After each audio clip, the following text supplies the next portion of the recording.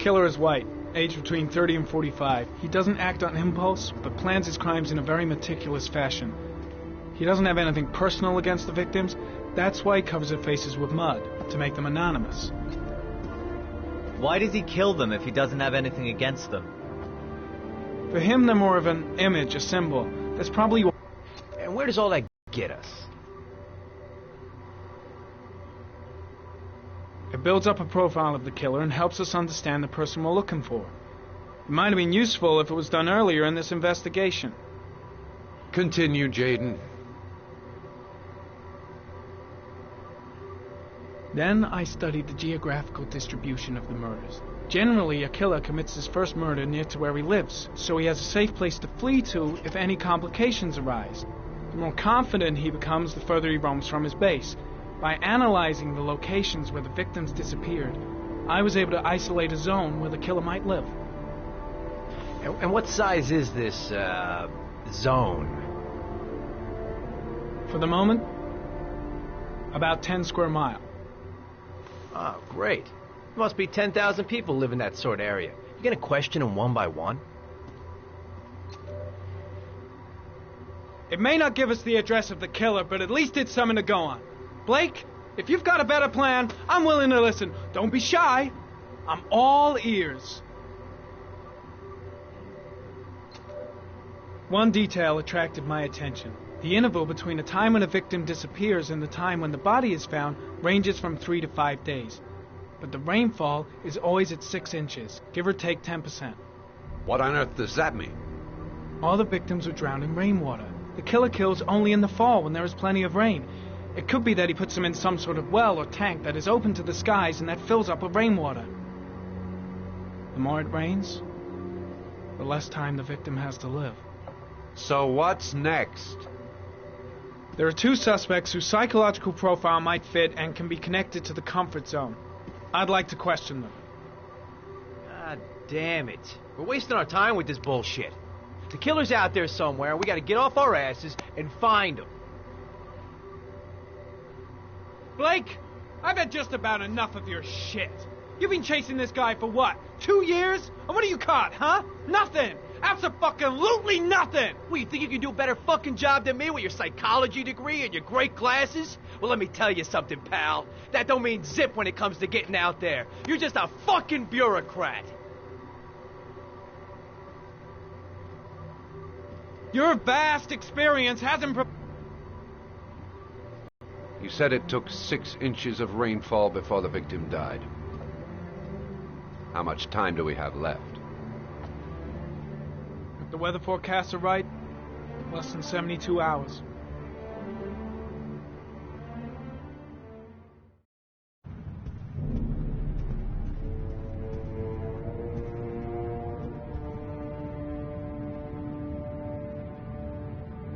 Nathaniel Williams is our prime suspect. He's already been questioned, and he lives in the exact geoprofiling zone.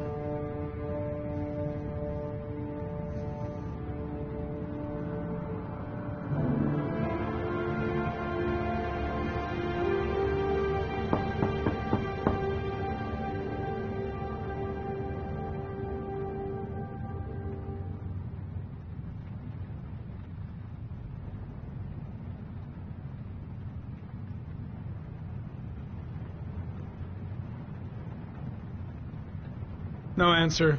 We waste our time coming here. Maybe we should have a little look inside anyway. There's nobody home.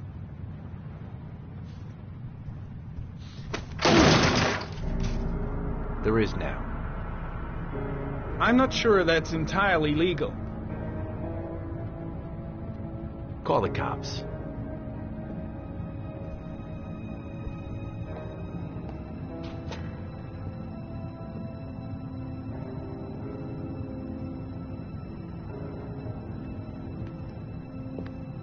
Looks like Nathaniel Williams is a pretty religious guy.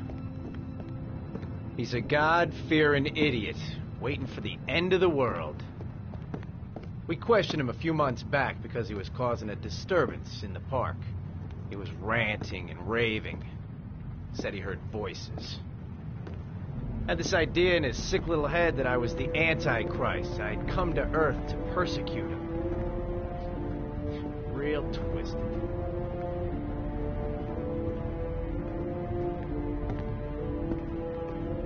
Candles are still lit. He should be back soon.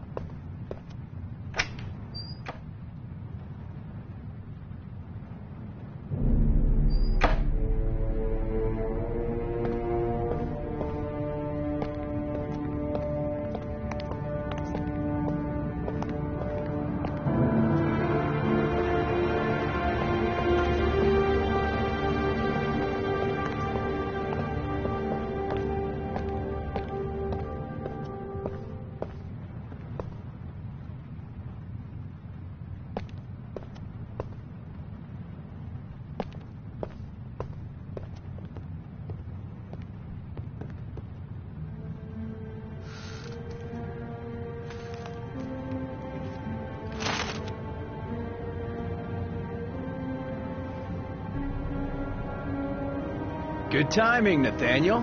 Just the man we're looking for. Angels and ministers of grace defend us.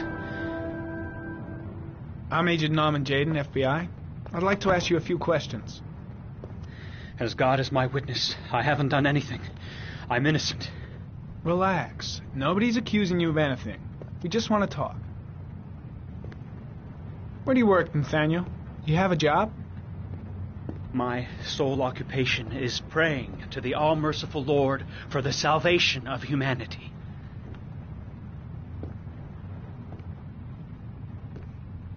God shall strike men down. I'm preparing for the end of the world. You were arrested in a case where a child disappeared from a park. What exactly happened? I'm innocent. I have nothing to do with those murders. I was in the park because God spoke to me. I was arrested because I am the chosen one. That's all. What about the voices, Nathaniel? Do you still hear the voices? We know who talks to you, don't we, Nathaniel? Or we both know who talks to you. Don't speak that name. Better just stand down and leave Blake to it.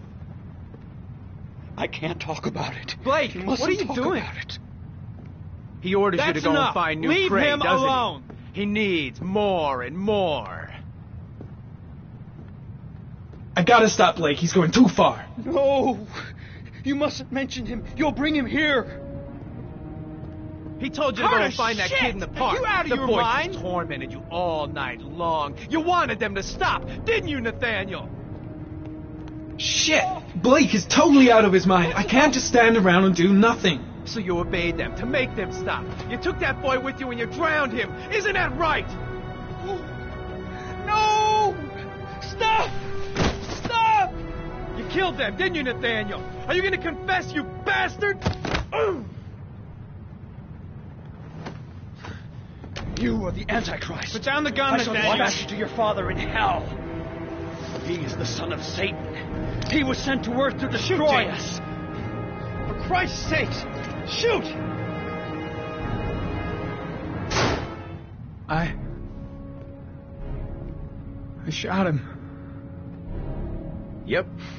Looks like you did. Can't say I'll miss him. Come on, let's go.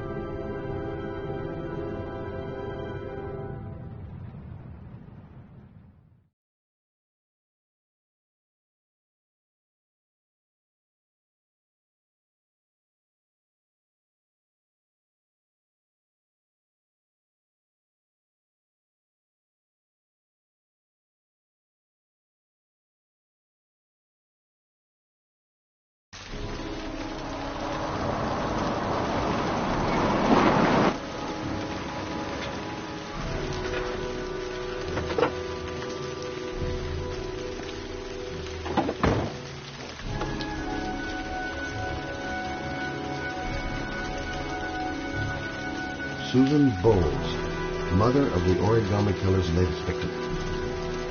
Maybe she knows something about the circumstances surrounding her son's death.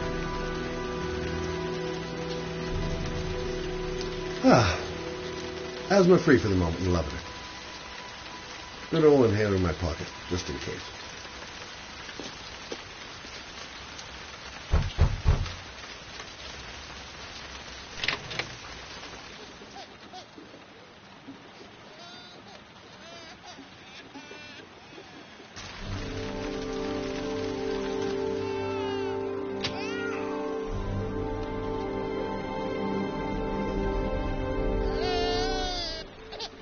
Mrs. Bowles?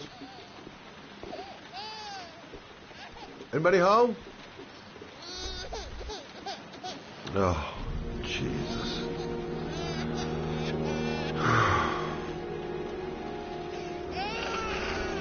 Wait a minute. Come on, I have to search the house. Maybe it's not too late.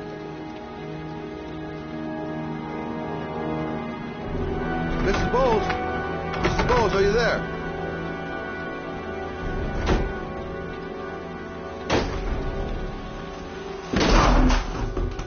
Oh, shit.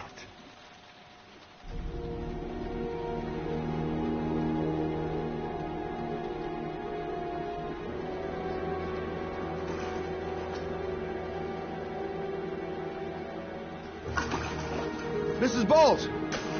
Mrs. Bowles, can you hear me? Wake up! Wake up!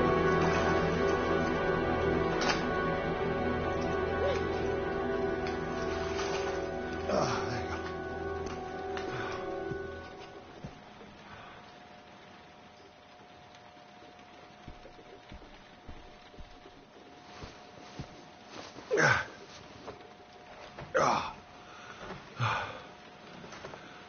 I'm gonna call an ambulance. No, I don't want to go to the hospital. Please. Okay. You got something around here I can dress this wound with? Yeah, I think so. Okay. Don't move. I'll be right back.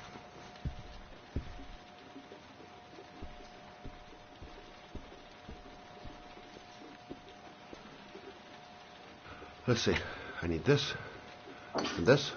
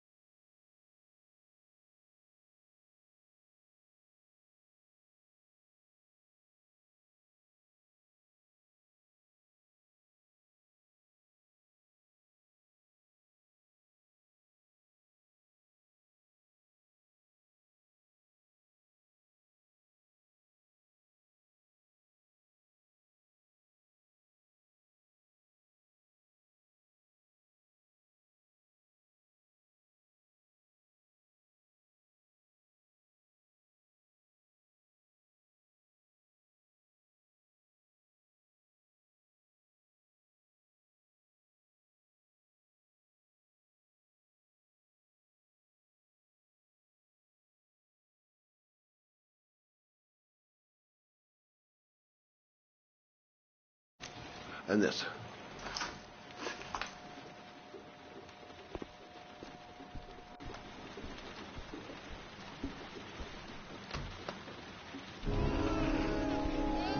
I'm here for you, Susan. You'll be all right. I'll take care of you.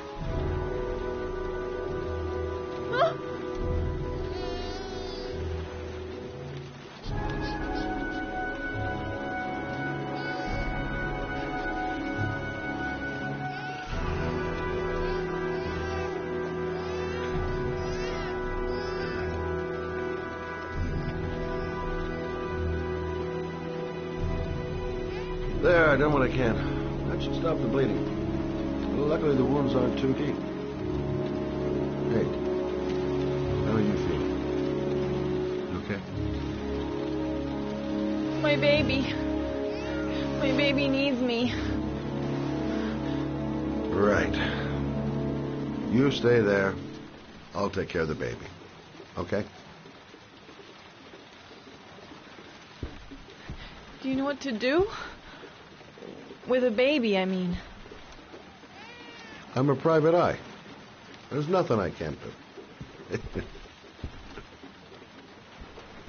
Her name is I was Emily. a private eye when I walked in here. Gotcha.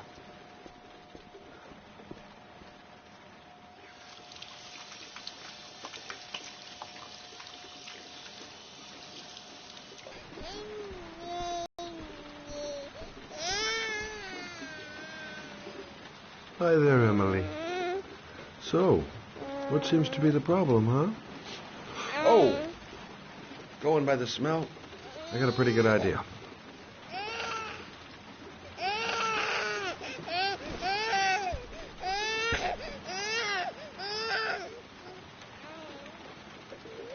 Okay. How do you do this again?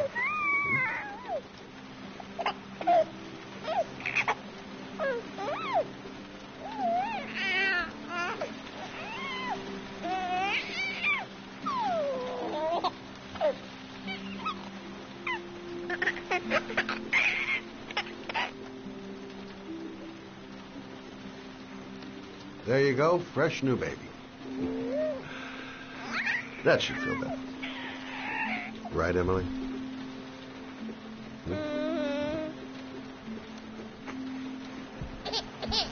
Hey, what's the matter? I thought we solved the problem.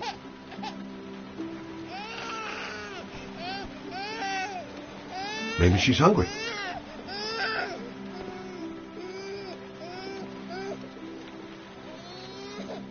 I guess I better warm this thing up.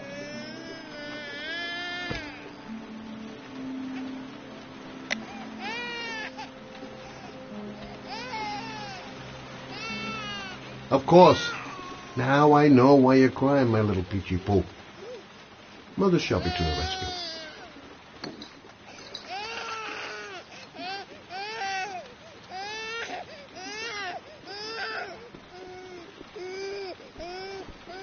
Maybe she's hungry.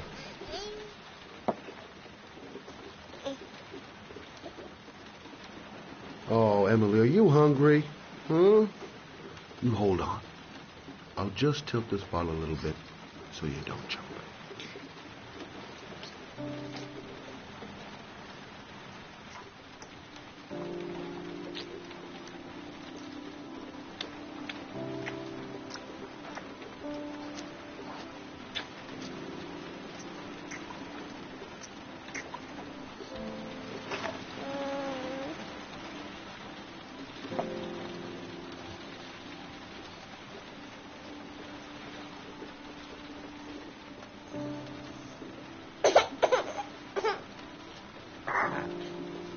Oh, good job, Emily. You're feeling good now, right? Now, I'm going to rock you very gently so you can have a nice little snooze. Okay? All right.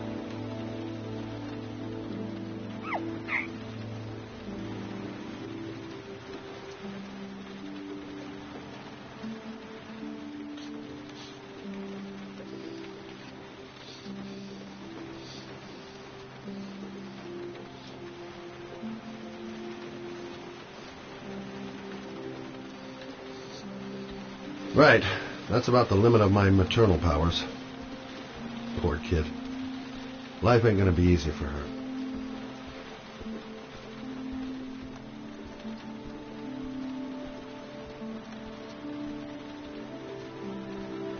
Thanks for looking after my baby.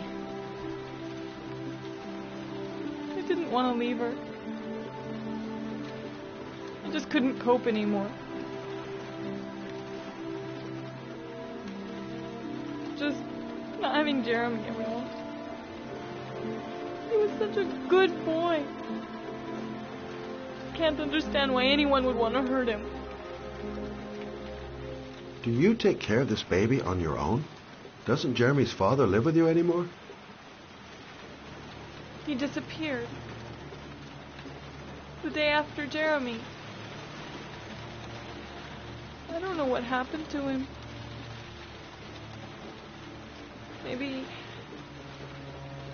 Maybe he couldn't take it. Ever since I've had to look after Emily all on my own, and I couldn't do it anymore. I understand. Did your husband say anything before he disappeared? Did he leave a note or something? No. He left the house without a word, and there was just a cell phone. A cell phone? Yeah, I found a cell phone in his dresser. I'm sure it wasn't his. I'd never seen it before. I tried to turn it on, but it didn't work. Do you still have it?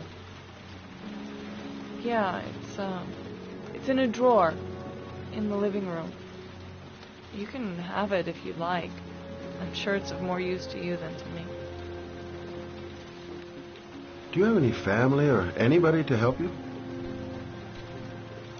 Yeah. My mother.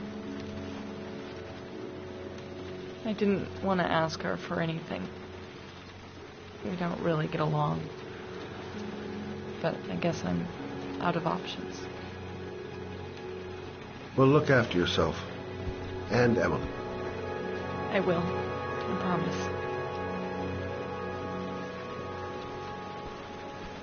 In a drawer in the living room. That's what Susan said.